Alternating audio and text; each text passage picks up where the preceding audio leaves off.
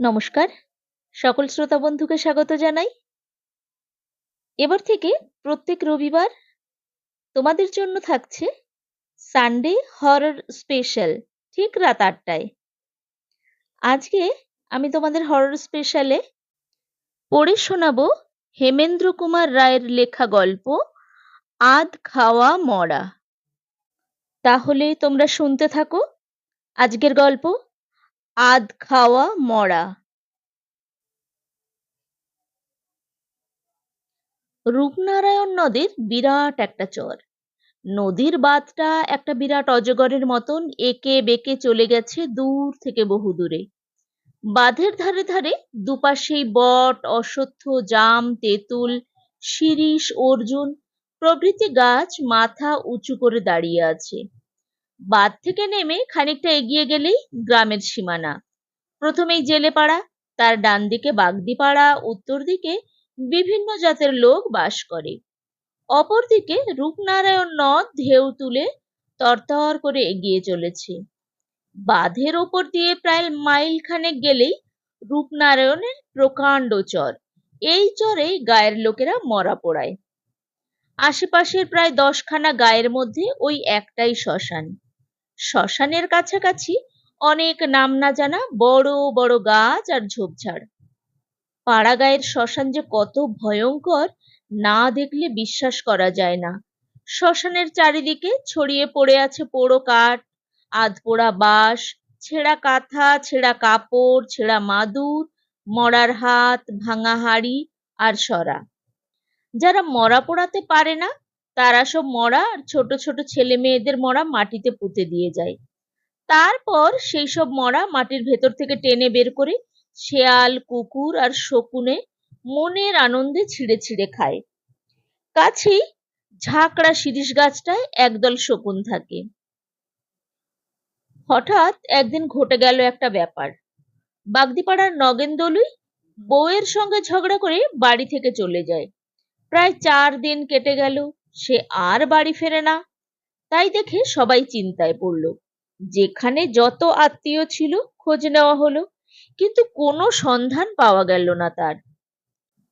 সেদিন সকালে জেলেপাড়ার জনা কয়েক লোক ডিঙি ভাসিয়ে মাছ ধরতে ধরতে এসে পড়েছে শ্মশানের বেশ কাছাকাছি। হঠাৎ তাদের নাকে দুর্গন্ধ লাগলো, আর সেই সঙ্গে শকুনের ডানা ঝাপটানির শব্দ। সঙ্গে সঙ্গে তারা দেখলো নগেন দলুইয়ের পচা মৃতদেহটা চরে এসে আটকে আছে। শকুনে খানিকটা ছিঁড়ে খেয়েছে, চোখ দুটোও শকুনে খুবলে খেয়ে নিয়েছে, শুধু চোখের গর্ত দুটো আছে। জেলেরা এই বীভৎস দৃশ্য দেখে বাগদিপাড়ায় সংবাদ দিল। সকলে তখন সেখানে ছুটে এসে দেখলো এত দুর্গন্ধ ছাড়ছে যে কার সাধ্য সেখানে দাঁড়ায়। সবাই তখন নাকে কাপড় চাপা দিয়ে মরাটার পায়ে দড়ি বেঁধে শ্মশানের ভেতরে এনে মাটি চাপা দিয়ে চলে এলো। রাত্রির বেলায় মাটির ভেতর থেকে নগেনের মৃতদেহটা তুলে শিয়াল কুকুরে খেয়ে ফেললো। নগেন দলুইয়ের অবস্থা মোটামুটি ভালোই ছিল। তার 2টি ছেলে, তাদের বিয়ে হয়ে গেছে। তারা ভালোভাবেই বাপের শ্রাদ্ধ করলে। জেলেপাড়া, বাগদিপাড়ার অনেকেই নিমন্ত্রণ খেয়ে গেল। এই ঘটনার প্রায় 1 মাস কেটে গেল। তারপর থেকেই নানান রকমের অবিশ্বাস্য ঘটনা ঘটতে লাগলো।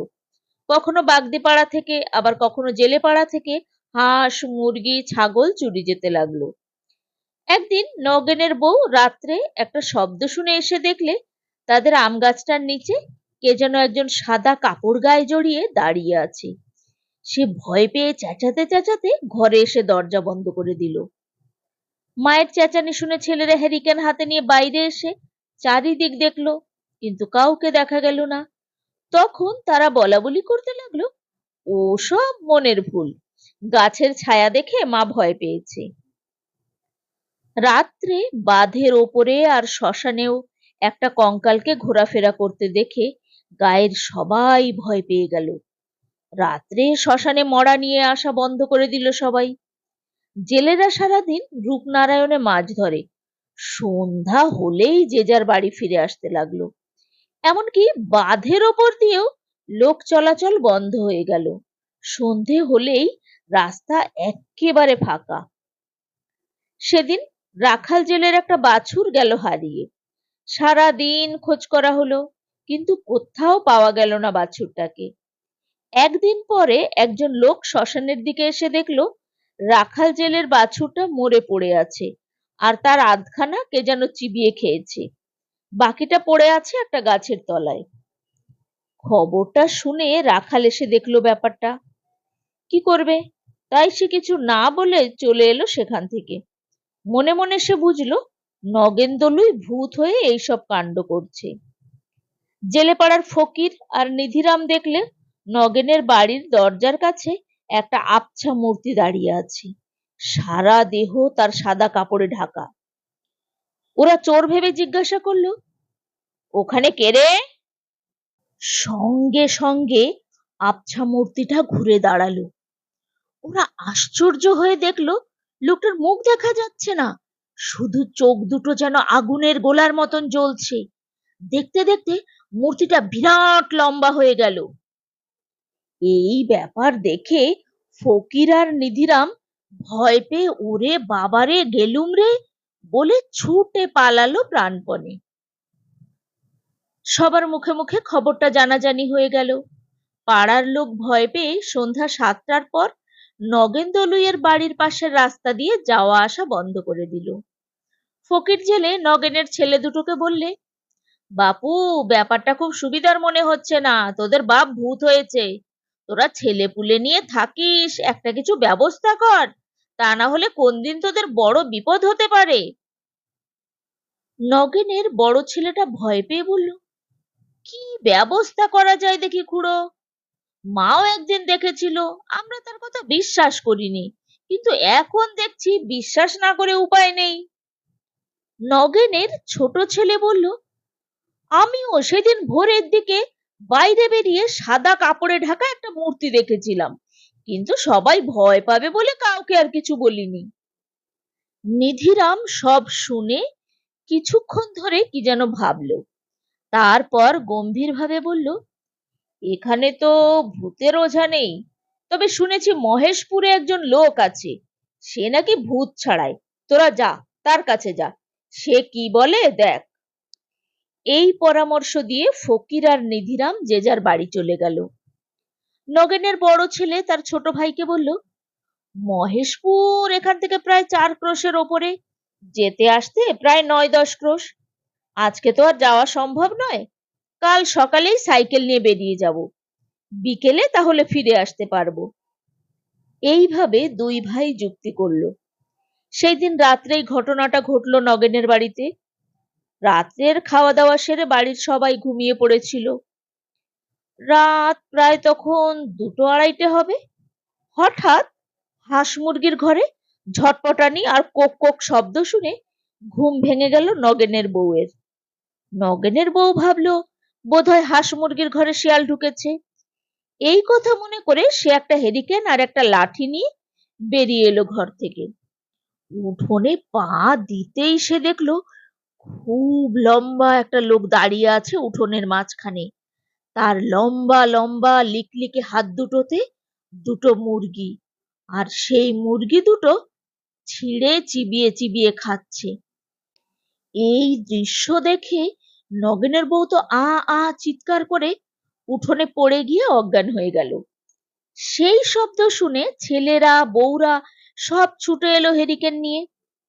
উঠোনের মাঝখানে মাকে অজ্ঞান হয়ে পড়ে থাকতে দেখে তাড়াতাড়ি জল পাখা নিয়ে এসে সবাই শুশ্রূষা করতে লাগলো। বেশ কিছুক্ষণ সেবা শুশ্রূষা করার পর জ্ঞান ফিরে এলো নগেনের বউয়ের।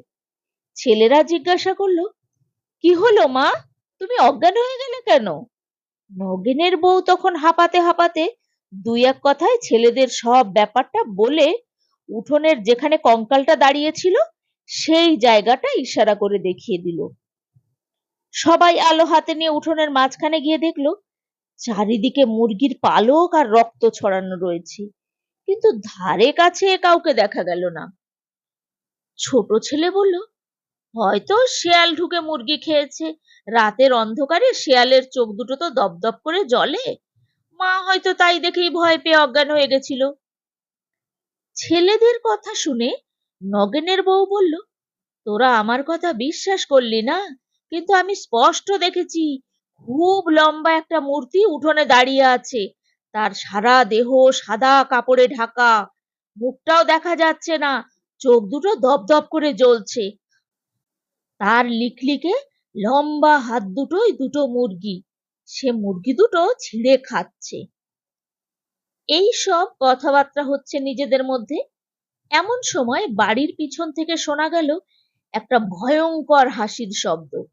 সেই হাসির শব্দ শুনলে বুক কেঁপে ওঠে। সেই শব্দ শুনে সবাই চমকে উঠল। তারা বুঝতে পারলো এটা একটা ভৌতিক কাণ্ড ছাড়া আর কিছুই হতে পারে না। ভয় পেয়ে সবাই ঘরে ঢুকে বসে রইল, সকাল হওয়ার অপেক্ষায়। পরের দিন নগেনের বড় ছেলে সাইকেল নিয়ে চলে গেল সেই প্রায় 4 ক্রোশ দূরে মহেশপুরের ওঝার বাড়িতে। কিন্তু মুশকিল হলো, ওঝা তখন অসুস্থ।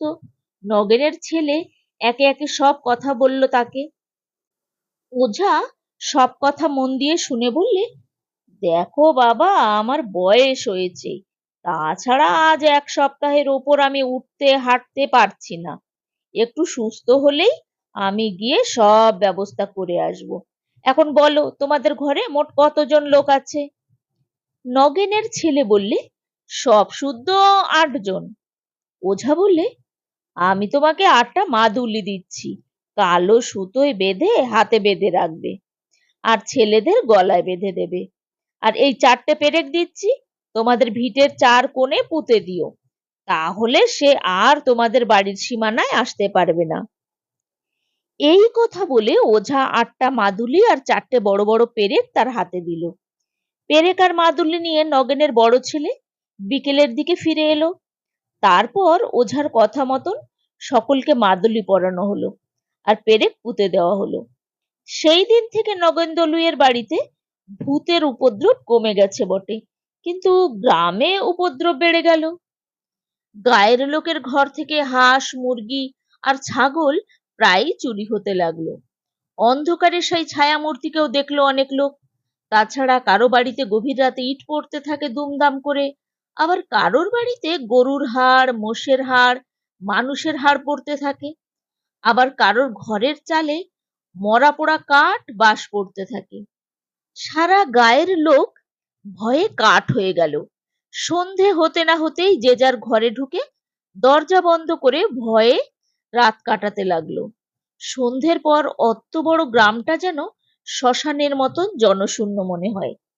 সেদিন রাত্রে অনেক দূর থেকে একদল লোক একটা মড়া নিয়ে শ্মশানে এলো পোড়াতে। লোকগুলো চিতা সাজিয়ে মড়াটাকে তার উপর তুলে আগুন দিল। তারপর সব যাত্রীরা একটু দূরে বসে আপন মনে তামাক টানতে লাগলো। এদিকে সেই অবসরে পাশের বটগাছ থেকে লম্বা হাত বাড়িয়ে নগেন মড়াটাকে চিতা থেকে তুলে নিয়ে গাছের উপরে বসে চিবিয়ে চিবিয়ে খেতে লাগলো। তামাক খেয়ে লোকগুলো চিতার কাছে এসে দেখেই অবাক হয়ে গেল, শুধু চিতাটাই জ্বলছে, মরার পাত্তা নেই। লোকগুলো রীতিমতো ভয় পেয়ে গেল। নদীতে তখন মালপত্র বোঝাই করা একটা বেশ বড় নৌকো বাঁধা ছিল। মাঝি বসে অপেক্ষা করছিল জোয়ারের আশায়। নৌকোর ছাদের উপর হালের কাছে বসে মাঝি তখন তামাক খাচ্ছিল। অনেক আগেই সে ব্যাপারটা লক্ষ্য করছিল, কিন্তু শবদাহীরা পাছে ভয় পায়, এই জন্য সে চুপচাপ দেখেই যাচ্ছিল। সব যাত্রীরা যখন ভয় পেয়ে বাঁচাও বাঁচাও বলে চেঁচাতে লাগলো আর নৌকোর আলো দেখে সেদিকে ছুটতে গেল, তখন নৌকোর মাঝি চেঁচিয়ে বলল, ভয় পেও না তোমরা, ওইখানে দাঁড়িয়ে থাকো, আমি যাচ্ছি। মাঝির কথা শুনে সব যাত্রীরা সেইখানেই দাঁড়িয়ে ভয়ে কাঁপতে লাগলো। নৌকোর মাঝিটি ছিল একজন বেশ নামকরা ভূতের ওঝা। সে একটা পুটুলি হাতে নিয়ে আর এক হাতে হুঁকো নিয়ে নৌকা থেকে নেমে এলো শ্মশানে। লোকগুলোকে তখন মাঝি তার কাছে বসিয়ে বিড়বিড় করে কিসব মন্ত্র বলতে বলতে লোকগুলোর চারপাশে কি যেন সব ছড়িয়ে দিয়ে বসে হুঁকোয় 2-1টা টান দিয়ে বললে, কোনো ভয় নেই তোমাদের, ভূতের বাবারও সাধ্য নেই যে আর তোমাদের কাছে আসে। আমি গণ্ডি দিয়েছি, যতক্ষণ তোমরা এই গণ্ডির মধ্যে থাকবে ততক্ষণ তোমাদের ভূতে কোনো ক্ষতি করতে পারবে না। তারপর সকাল হলে বাড়ি চলে যাবে। দিনের বেলায় ভূত লোকের কাছে আসে না। একজন জিজ্ঞাসা করলো, মরাটা তাহলে গেল কোথায়? মাঝি বললে, তাকে চিতা থেকে তুলে নিয়েছে। মাঝির কথা শুনে সবাই ভয় পেয়ে ফ্যাল করে চেয়ে রইল। কারোর মুখে আর কথা নেই। মাঝি বলল, হ্যাঁ, তাকে তুলে নিয়েছে। ওদের মধ্যে একজন যুবক বলল, আগুনের ভেতর থেকে তুলে নিল কি করে? মাঝি বলল, গাছের ওপর থেকে হাত বাড়িয়ে। মাঝির কথা শুনে যুবকটি যেন একটু অবজ্ঞার হাসি হাসলো। তাই দেখে মাঝি বলল, বিশ্বাস হচ্ছে না বুঝি? দেখতে চাও? যুবক বলল, বেশ, দেখান, তাহলে বিশ্বাস করব। দেখো, আবার অজ্ঞান হয়ে যাবে না তো? ছেলেটি বলল, এখনো যখন যায়নি তখন আর হব না। বেশ, তাহলে এসো আমার সঙ্গে। এই কথা বলে মাঝি তাদের সঙ্গে নিয়ে বটগাছের ওপর ইশারা করে দেখিয়ে দিল, ওই দেখো। সকলে দেখলো বটগাছের মগডালের ওপর বসে একটা বীভৎস কঙ্কাল তাদের সেই মড়াটাকে চিবিয়ে চিবিয়ে খাচ্ছে। কি ভয়ঙ্কর দৃশ্য! ভয় পেয়ে সবাই চোখে হাত চাপা দিয়ে মাঝির কাছে সরে এলো। মাঝি বলল, কি, এবার বিশ্বাস হলো তো? যাক, তোমাদের কোনো ভয় নেই। ও গাছ থেকে নেমে আসতেও পারবে না, আর কোথাও যেতেও পারবে না। আমি গাছটাকে গণ্ডি দিয়ে দিয়েছি। এই কথা বলে মাঝি হুকোটা সেখানে রেখে পুটলিটা হাতে নিয়ে উঠে দাঁড়িয়ে বলল, তোমরা এখানে চুপচাপ বসে থাকো। মাঝিকে চলে যেতে দেখে লোকগুলো ভয় পেয়ে কাতর ভাবে বলল, আপনি আমাদের এভাবে ফেলে রেখে যাবেন না। সকাল হলে তারপর যাবেন। দয়া করে সকাল না হওয়া পর্যন্ত আপনি এখানে অপেক্ষা করুন। মাঝি হেসে বলল, ভয় নেই, আপনারা এখানে বসুন, আমি একটু ওর পরিচয় নিয়ে আসছি। মাঝি চলে গেল বটগাছের দিকে। লোকগুলো ভয়ে কাঠ হয়ে বসে রইল। স্পষ্ট শোনা যেতে লাগলো মাঝি বলছে, তুই কে? আমি নগেন দলুই। তোর বাড়ি কোথায়? বাঁধের ওপারে বাগদি পাড়ায়। বাড়িতে তোর কে কে আছে? আমার বউ, দুটো ছেলে, তাদের বউ, নাতি নাতনি। ঠিক আছে, তুই গাছে বসে থাক। পালাবার চেষ্টা করলে জ্বলে পুড়ে মরবি কিন্তু, আমি তোকে বেঁধে দিয়ে যাচ্ছি। মাঝি আবার ফিরে এলো। লোকগুলোকে বলল, সকাল হলেই আপনারা গায়ে গিয়ে লোকজন ডেকে আনবেন। দেখতে দেখতে পূর্ব দিক ফর্সা হয়ে এলো। গাছে গাছে পাখি ডেকে উঠল। একটু পরে সকাল হলো। দুইজন লোক গায়ে গিয়ে এই সংবাদ দিল। গ্রাম থেকে বহু লোক দেখতে এলো। নগেন দলুইয়ের দুটো ছেলেও এলো। সবাই এলো বটগাছের নিচে। গাছের উপর তখন কিছুই দেখা যাচ্ছে না, শুধু একটা মড়া ঝুলছে দেখা গেল। মাঝি বলল, মড়াটাকে ফেলে দে নগেন। সঙ্গে সঙ্গে ধপাস করে মড়াটা মাটিতে পড়ে গেল। সবাই দেখে তো অবাক, মড়াটার খানিকটা মাংস কে যেন খুবলে খেয়েছে। মাঝি বললে, নগেনের ভূতই মড়াটাকে চিতা থেকে তুলে নিয়ে গাছে নিয়ে গিয়ে বসে বসে খেয়েছে। দিনের বেলা তো ওদের দেখা যায় না, তা না হলে আমি তোমাদের দেখিয়ে দিতাম। মাঝি এবার বিড়বিড় করে কিসব মন্ত্র বলে উঠতেই গাছের ওপর থেকে খনখনে গলায় নগেন বলে উঠল, এবার আমাকে ছেড়ে দে। মাঝি বলল, তুই একেবারে এদেশ থেকে চলে যাবি তো? নাকি সরে উত্তর, না, যাব না, আমি এখানেই থাকবো। এখানে থাকবি কেন? এখানে আমার বউ ছেলে রয়েছে। তাছাড়া বউটার জন্যই আমি জলে ঝাঁপ দিয়ে মরেছি। ওকে আমি ঘাড় মটকে শেষ করব। এই কথা শুনে নগেনের ছেলেরা ভয় পেয়ে মাঝিকে বলল, দয়া করে আপনি আমাদের রক্ষা করুন। মাঝি বলল, তোমাদের বাবা ভূত হয়ে কষ্ট পাচ্ছে, শুধু শুধু ওকে কষ্ট দিয়ে লাভ কি? নগেনের বড় ছেলেকে মাঝি বলল, তুমি গয়ায় গিয়ে ওর নামে পিণ্ডি দাও, তাহলেই তোমার বাবা প্রেতজনি থেকে উদ্ধার পাবে। তখন গায়ের একজন বয়স্ক লোক বলল, এখন ওরা কি করবে? যদি আজ রাতেই কারোর ঘাড় মটকে দেয় বা গ্রামবাসীর ক্ষতি করে? মাঝি বললে, তা পারবে না। আমি গাছের চারিদিকে গণ্ডি দিয়ে যাচ্ছি, ও গাছ থেকে কোথাও যেতে পারবে না। 7 দিন এই গাছেও বন্দি থাকবে। তার মধ্যে পিণ্ডি দেওয়া না হলে ও কিন্তু আবার গ্রামে গিয়ে উপদ্রব করবে। নগেনের ছেলে বলল, আমি আজই রওনা হয়ে যাচ্ছি। মাঝি বললে, তুই উদ্ধার হলে কি চিহ্ন রেখে যাবি? এবার কিন্তু কোনো উত্তর এলো না। গাছের ওপর থেকে খোনা গলায় চেঁচিয়ে উঠল নগেনের ভূতটা, ওরে বাবা রে, গেছি রে, জ্বলে মরলুম রে। মাঝি বলল, বল কি চিহ্ন রেখে যাবি? নগেনের ভূত বললে, দাঁড়াও দাঁড়াও, বলছি বলছি। এই বলে একটু থেমে তারপর বললে, এই গাছের একটা মোটা ডাল ভেঙে দিয়ে যাব। মাঝি তখন লোকগুলোকে বলল, আপনারা মরাটা নিয়ে গিয়ে পুড়িয়ে দিন। তারপর গ্রামবাসীদের বললে, আপনারা ফিরে যান, আজ থেকে আর গায়ে কোনো উপদ্রব করবে না নগেন। এই কথা বলে মাঝি ফিরে গেল নৌকায়। সব যাত্রীরা আবার নতুন করে চিতা সাজিয়ে আধ খাওয়া মড়াটাকে পুড়িয়ে ফিরে গেল যে যার ঘরে। নগেনের বড় ছেলে রওনা হয়ে গেল গয়ায়। সে যেদিন নগেনের নামে গয়ায় পিণ্ডি দিল, সেই দিন দুপুরেই মড়মড় করে ভয়ঙ্কর শব্দে বটগাছের একটা ডাল ভেঙে পড়ল। অবাক হয়ে গ্রামবাসীরা দেখল সেই দৃশ্য। সেই দিন থেকে গায়ে আর কোনো ভূতের উপদ্রব রইল না। এতক্ষণ তোমরা শুনছিলে হেমেন্দ্র কুমার রায়ের লেখা ভূতের গল্প আধ খাওয়া মরা। কি গল্পটি তোমাদের কেমন লাগলো? চটপট কমেন্ট বক্সে লিখে ফেলো। গল্পটি যদি ভালো লাগে বন্ধুদের সঙ্গে শেয়ার করো, আর একটা লাইক দিও প্লিজ। আর গল্প পাঠ যদি ভালো লাগে তোমাদের, তাহলে অবশ্যই আমার চ্যানেলটিকে সাবস্ক্রাইব করো। অনেক অনেক শুভেচ্ছা রইল। আমার পরের গল্পের জন্য অপেক্ষা করো তোমরা।